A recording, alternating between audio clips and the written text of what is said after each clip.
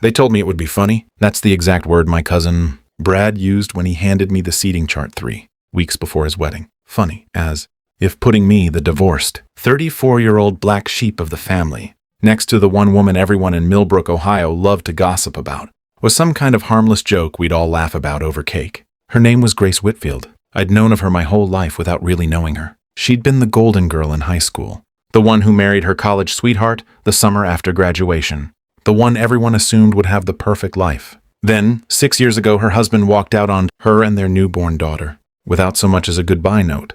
And Millbrook being Millbrook, the story got told and retold at every backyard barbecue and church potluck until Grace Whitfield became less of a person and more of a cautionary tale. The girl who trusted the wrong man. The single mother struggling to make ends meet on a diner waitress's tips. The subject everyone had an opinion about, but no one actually bothered to ask how she was doing. And I was the guy who'd blown up his own marriage 2 years back.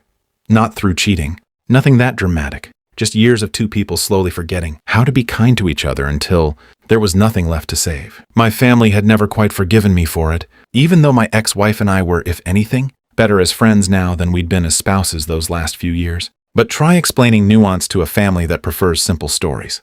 So when Brad's fiancée Marissa put Grace and me at the same table, table 9, tucked near the back by the dessert station, as far from the head table as you could get without being in the parking lot, I understood exactly what kind of joke it was. The town's two most talked about failures, seated together so the rest of the reception could exchange knowing little smiles between bites of chicken and steamed asparagus. I almost didn't go. I told my mother as much on the phone the week before, and she'd sighed in that particular way she had. The one that meant she agreed with me but wasn't going to say so out loud, because that would mean admitting her side of the family could be cruel. "Just go, Daniel," she said.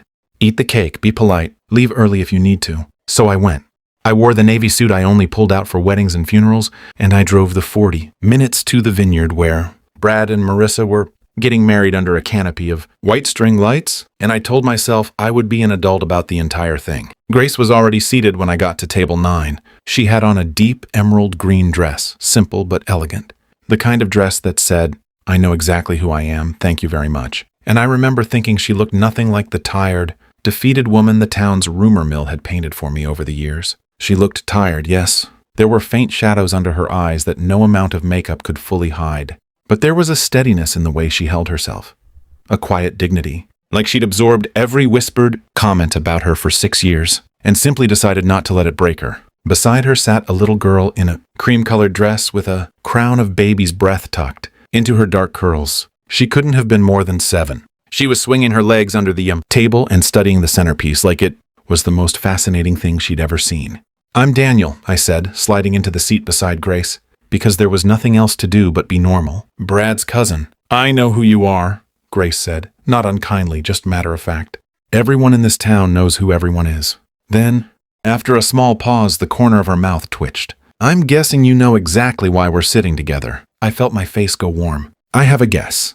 "Marissa's not subtle," Grace said, and there was something almost amused in her voice, like she'd made peace with being the punchline a long time ago and had decided the only way to survive it was to see the absurdity in it too. At least the food's supposed to be good. That should have been the whole story. Two wounded people making small talk at a wedding, quietly aware they'd been arranged like a display. Both of us too polite and too tired to make a scene about it. We might have exchanged a few more sentences, eaten our chicken, and driven home to our separate, complicated lives. Another footnote in Millbrook's long list of things to gossip about. But then her daughter turned around. "I'm Lily," she announced to me, with the total unself-consciousness only a 7-year-old can manage. "I'm the flower girl. I did the flowers already, so now I just get to eat cake and dance." "That sounds like a pretty good deal," I said. "Do you dance?" Lily asked. "Lily," Grace said gently, "let the man eat his dinner." But Lily was already leaning across her mother's lap, studying me with the frank, unfiltered curiosity kids have before the world teaches them to be careful with their questions. "My mom doesn't dance anymore," she said. "She used to dance with me in the kitchen, but she doesn't dance at real parties. She just watches." "Lily," Grace said again, quieter this time, and I caught something flicker across her face. Not embarrassment exactly, but something closer to an old wound being touched.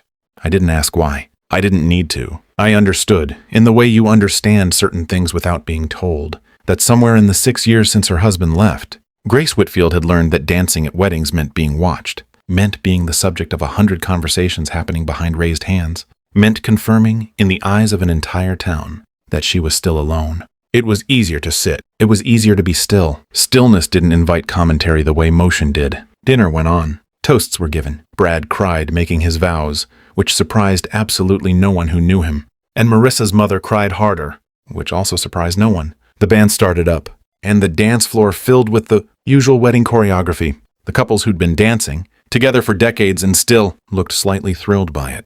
The teenagers doing something closer to jumping than dancing. The older relatives swaying, carefully in place like they were afraid the floor might give out. Grace stayed at the table. She watched, like Lily said she would, with her hands folded in her lap and a smile that didn't quite reach all the way into her eyes. I stayed too, mostly because I didn't know what else to do with myself, and because leaving early felt like giving the whole seating arrangement exactly the ending everyone expected, the two outcasts slinking away separately, having failed to provide the entertainment they'd been assigned to provide.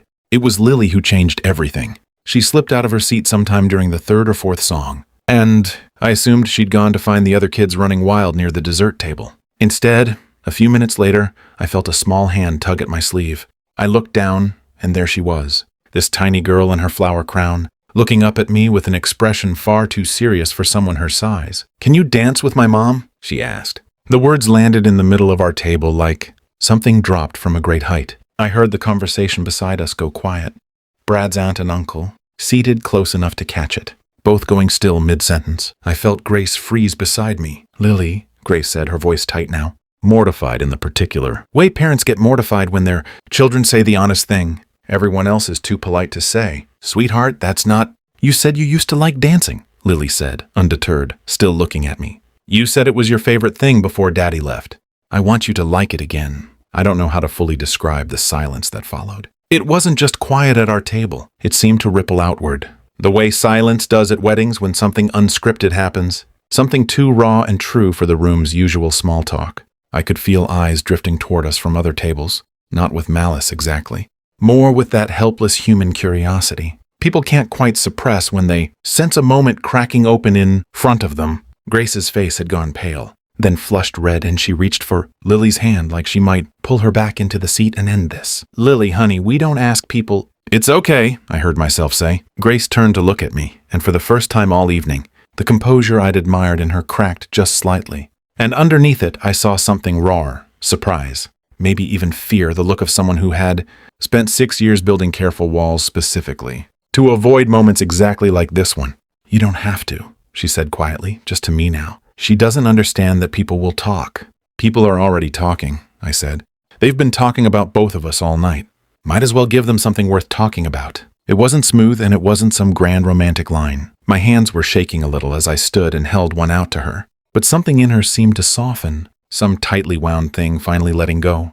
And she looked down at Lily's hopeful little face, and then back at me, and she took my hand. We walked to the dance floor together, and I swear the entire reception seemed to hold its breath. The band was playing something slow, something with an easy, forgiving rhythm, and I put my hand carefully at her waist the way you'd hold something you were afraid of breaking, and she rested her hand on my shoulder. And for a few seconds, neither of us moved at all, both of us just standing there feeling every eye in that vineyard on our backs. Then Grace exhaled, this long, shaking breath, like she'd been holding it in for 6 years, and she started to move. We didn't talk while we danced, not at first. I could feel her trembling slightly, and I understood it wasn't nerves about me. It was the terror of being seen again, of stepping back into a spotlight she'd spent years training herself to avoid. But slowly, song by song, I felt her shoulders drop.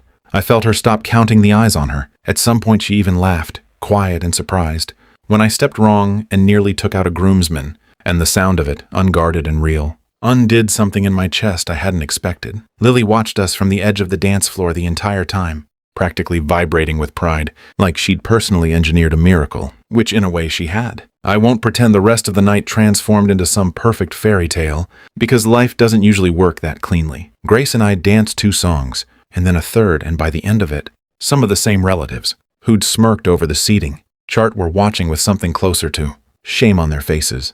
Marissa caught my eye across the room and mouthed, "I'm sorry."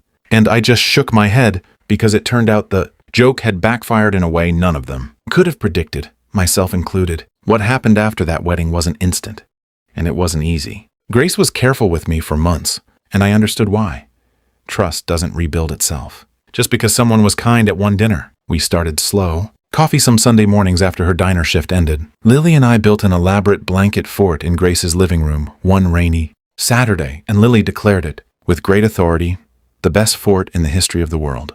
Grace let me drive them to Lily's school recital, and I sat in the third row and felt something I hadn't felt in years, something like belonging to a life that mattered. It's been 8 months since that wedding now. Grace laughs more easily these days. I notice it especially at family gatherings.